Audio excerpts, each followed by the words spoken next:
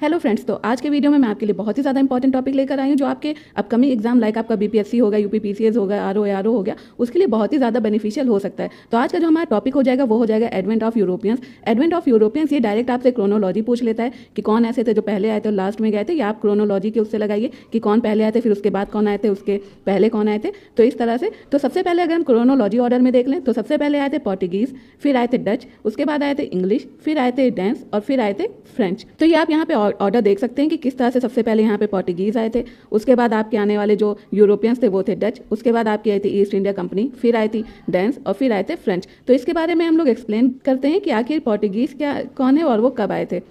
तो सबसे पहले जो आने वाले थे पोर्टुगीज़ में वो थे वास्को डी गामा। वो आए थे 1498 में और ये कालीकट पहुंचे थे 1498 में। इनको वेलकम किया गया था जो उस टाइम के रूलर थे जमोरिन के द्वारा। जो वहाँ पे नाविक था उनका नाम था, वो गुजराती थे, उनका नाम था अब्दुल माजिद, और इन्हें भेजा गया था उस टाइम पे पोर्टुगल के जो राजा थे किंग मैनुअल के संरक्षण में। 1502 में वास्को डी गामा फिर से आते हैं यहाँ पे, यानी उनकी सेकेंड विजिट होती है, और यहाँ पर आने के बाद वो अपना ट्रेडिंग स्टेशन इस्टेब्लिश करते हैं। कहाँ पर? कालीकट, कोचिन एंड कन्ननौर। फिर हमारे आ जाते हैं Francis de Almeida. Francis Almeida जो है पहले पोर्टुगीज़ गवर्नर थे। इन्होंने ब्लू वाटर पॉलिसी स्टार्ट की थी। इसका मतलब ये है कि अगर किसी को भी इंडियन ओशन में ट्रेड करना है तो उसके लिए उसे लाइसेंस लेना पड़ेगा, क्योंकि इनका क्लियर विजन था कि अगर हमें इंडिया पे अपनी पकड़ मजबूत करनी है तो हमको इंडियन ओशन को अपने कंट्रोल में करना पड़ेगा। और इसी के साथ ही साथ इन्होंने पोर्टुगीज फोर्ट्रेस भी बनाया था कन्ननौर और अंजीदीयू में। कब बनाया था? 1506 में। यहाँ से आपके डायरेक्ट क्वेश्चन पूछे जाते हैं। मैं ये टॉपिक पढ़ाने के बाद जो अभी तक आपके PIQs आ रहे हैं सारे एग्जाम में, उसको भी इसके बाद कराऊंगी। तो देखते हैं आप लोग कितना इसको समझ के पढ़ते हैं। नेक्स्ट हमारा हो जाता है अल्फोंसो डी अल्बर। कहते हैं कि भले ही अल्मीडा जो है फर्स्ट गवर्नर हैं, लेकिन जो रियल फाउंडर माने जाते हैं पोर्टुगीज़ के, तो वो अल्फोंसो डी अल्बर को माना जाता है। इन्होंने ही पोर्टुगीज़ को यहाँ पे अच्छे से इस्टेब्लिश किया था जिससे लोग इनके कंट्रोल में आ सके। इन्होंने गोवा को कैप्चर किया था बीजापुर के राजा आदिल शाह से। उसी के साथ इन्होंने भटकल को भी कैप्चर किया था उस टाइम पे जो राजा थे श्री कृष्णा देवा राय से। कब? 1510 में। साथ ही साथ इन्होंने जो पोर्टुगीज मैन थे, यानी जो पोर्टुगीज आदमी थे, तो उनको इन्होंने इनकरेज किया था कि वो यहाँ की इंडियन वीमेन से शादी कर लें। और इन्होंने अपनी जो पोर्टुगीज फोर्ट्रेस बनाया था वो बनाया था कोचिन में 1503 में। और साथ ही साथ इन्होंने जो प्रैक्टिस होती थी सती की, सती प्रथा जो इंडिया में उस टाइम पे प्रचलन में थी, उसको भी बैन किया था। यहाँ पे मैंने इनके बारे में पूरा आपको दिया हुआ है, तो आप इसको एक बार चेक कर लीजिएगा। फिर हमारे आ जाते हैं निनो डा कुन्हा। इन्होंने कैपिटल जो है कोचिन से गोवा में शिफ्ट की थी। कब? 1530 में। साथ ही साथ इन्होंने दियो और बसीन को गुजरात किंग बहादुर शाह से जीता था। फिर हमारे आ जाते हैं डच, जो कि 1605 में आए थे। इन्होंने जो फॉर्मेशन किया था डच ईस्ट इंडिया कंपनी का 1602 में, और साथ ही साथ जो उसी टाइम पे जो है डच का अराइवल भी माना जाता है। फर्स्ट कहाँ, ये सबसे पहले कहाँ पर आए थे, कहाँ पे लैंड किया था? वो था मसूलीपट्टनम, जो कि इस टाइम पे मछलीपट्टनम कहते हैं, वो आंध्र प्रदेश में है। और इंडियन सब कंटिनेंट में जो इनकी प्रेजेंस थी वो 1605 से 1825 तक थी। फिर हम देख लेते हैं कॉर्नेलिस डी हॉटमैन, और ये फर्स्ट डच के यात्री थे जो कि इंडिया पहुंचे थे। अब हम बात कर लेते हैं डच ईस्ट इंडिया कंपनी के बारे में, जो कि 1602 में इस्टेब्लिश हुई थी। तो फर्स्ट जो इनकी डच फैक्ट्री इस्टेब्लिश हुई थी वो मसूलीपट्टनम में हुई थी। आप कमेंट बॉक्स में बताइए कि ये कहाँ पर है, अभी मैंने जस्ट आपको बताया। और साथ ही साथ डच जो है वो फर्स्ट थे जिन्होंने जॉइंट स्टॉक कंपनी को इंडिया में शुरू किया था। और इनकी जो पुलिकट जो है वो इनका मेन सेंटर था इंडिया में। बाद में इसको रिप्लेस कर दिया गया नागापट्टनम के द्वारा। नागापट्टनम कहाँ पे, ये भी आप कमेंट बॉक्स में बताइए। फिर डच ईस्ट इंडिया कंपनी ने इस्टेब्लिश किया था अपनी पहली कंपनी कहाँ पर? पटना में। और कब किया था? 1632 में। दूसरी जो डच ट्रेडिंग सेंटर्स थे वो कहाँ पर थे? एक आपका हो गया नागापट्टनम, फिर हो गया चिंसुरा, मछलीपट्टनम, सूरत, भरूच, आगरा, कोचिन और अहमदाबाद। उसी के साथ ही साथ डच ने डिफीट किया था पोर्टुगीज को और फोर्ट विलियम बनाया था कहाँ पर? मॉडर्न कोची में। और इसी के साथ ही साथ जो बैटल ऑफ बेदारा है जो कि 1759 में हुई थी, इसमें इंग्लिश ने डच को डिफीट कर दिया था, हरा दिया था। और डच ने एक फोर्ट चिंसुरा में बनाया था जिसका नाम था फोर्ट गुस्तावुस। अब हम बात कर लेते हैं मोस्ट इंपॉर्टेंट, जो कि हो जाते हैं द इंग्लिश। तो 31 दिसंबर 1600 में चार्टर इशू किया गया था क्वीन एलिजाबेथ इंग्लैंड। उस टाइम पे जो क्वीन थी इंग्लैंड में वो थी क्वीन एलिजाबेथ। उन्होंने एक चार्टर इशू किया था जिसमें उन्होंने ईस्ट इंडिया कंपनी को 15 साल के लिए ट्रेड करने की परमिशन दे दी थी। और ईस्ट इंडिया कंपनी इस्टेब्लिश हुई थी 1600 में। उसके बाद 1609 में कैप्टन विलियम हॉकिंस जो है वो जहांगीर के कोर्ट में आते हैं, यानी सूरत में। ये ऐसे फर्स्ट इंग्लिशमैन थे जो इंडिया आते हैं। और ये किस शिप से आते हैं? उस शिप का नाम होता है हेक्टर। और जहांगीर इन्हीं को इंग्लिश खां के नाम से पुकारते थे। फिर 1613 में जहांगीर के ही राज्य में 1611 में ईस्ट इंडिया कंपनी ने अपनी पहली टेम्परेरी फैक्ट्री मसूलीपट्टनम में इस्टेब्लिश की और उसके बाद 1613 में उन्होंने परमानेंट फैक्ट्री सूरत में इस्टेब्लिश की।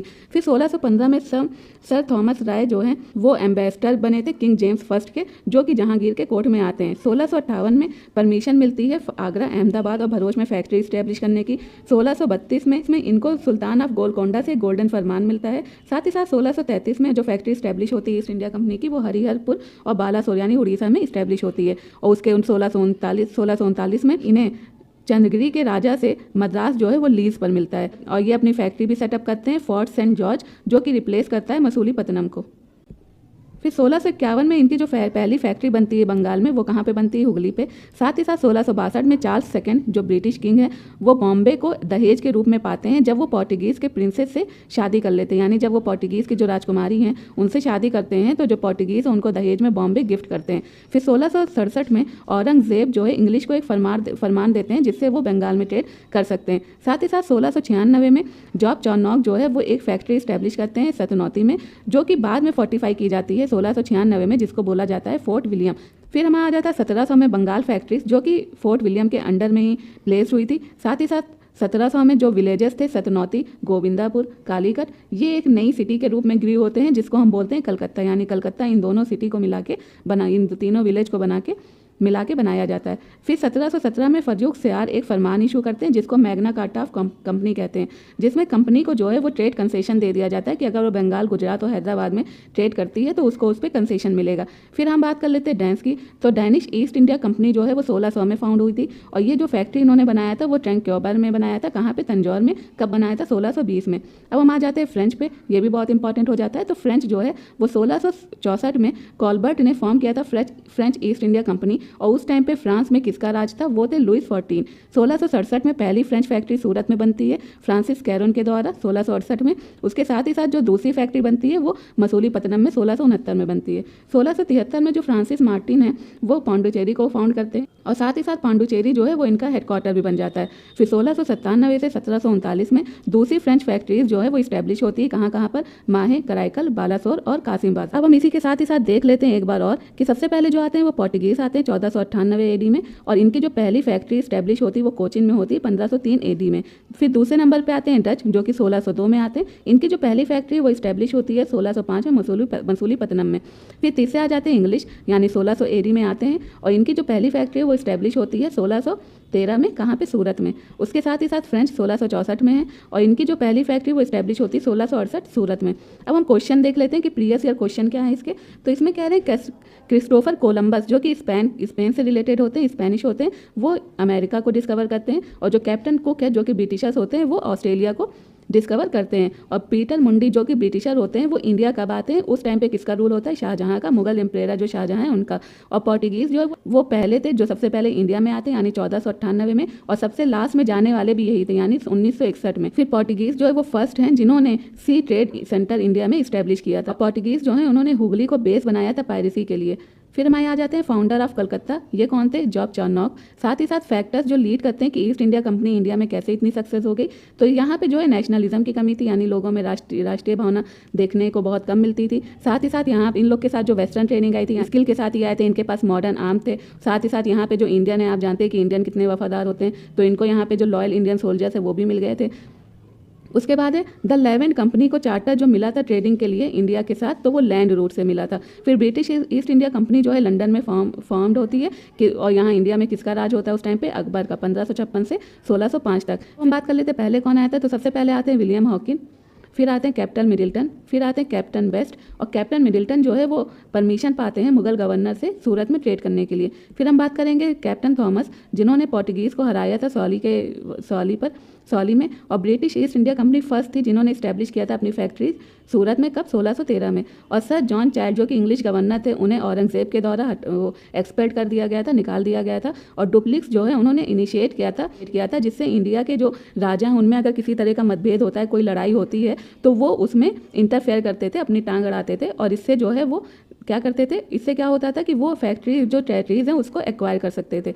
पौंडीचेरी जो है वो फ्रेंच ने इस्टेब्लिश किया। गोवा रिलेटेड है पोर्टुगीज से, ट्रैन क्यूबार रिलेटेड है डैनिश से, मद्रास रिलेटेड है डच से, और यूरोपियन ने सबसे अच्छा बेस्ट शोरा यानी साल्ट पीटर और ओपियम कहाँ से पाया था? बिहार से। और फर्स्ट डच कंपनी जो बंगाल में, वो कब कहाँ सेटअप हुई थी? 1600 वो कब सेटअप हुई थी? 1627 में। और कहाँ हुई थी? पिपली में। फिर हम बात कर लेते हैं कार्नेटिक वार में। ये इंग्लिश और फ्रेंच के बीच में हुई थी। पहली जो कार्नेटिक वार हुई थी वो 1740 से 1748 में हुई थी। ये किसके अंडर में हुई थी?